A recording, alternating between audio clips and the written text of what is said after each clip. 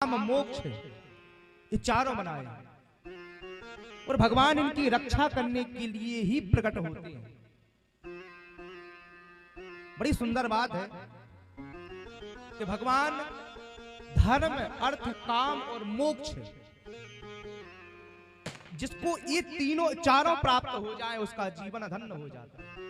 बड़े सौभाग्य की बात है जिसको जो धर्म पर भी रहे, अर्थ भी रहे, पैसा, कामनाओं की भी पूर्ति हो और अंत में मोक्ष भी हो जाए।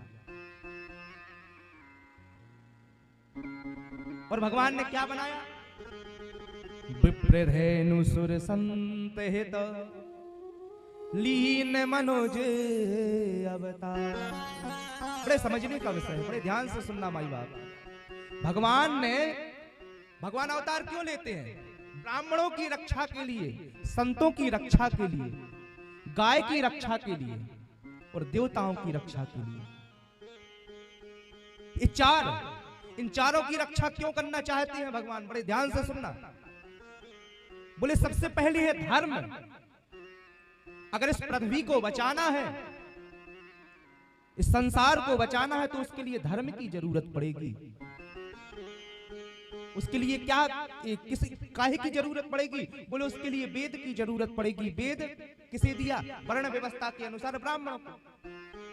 बोले अगर धर्म की रक्षा करनी है तो ब्राह्मणों की रक्षा करनी पड़ेगी। इसलिए भगवान कहते हैं मैं सबसे पहले धर्म की रक्षा करने आता हूं। यदा यदा ही धर्मस्य ग्लानिर्भवतु भारत अभ्युत्थानं धर्मस्य तदात्मानं सृजाम्यहम्। श्री कृष्ण कहते हैं अर्जुन, मैं धर्म की रक्षा के लिए जब जब धर्म की हानि होती है मैं अवतार धारण करता हूं। धर्म की रक्षा करने के लिए वेदों की जरूरत पड़ेगी, ब्राह्मणों की जरूरत पड़ेगी। इसलिए ब्राह्मण की रक्षा करने के लिए मैं प्रकट होता हूं।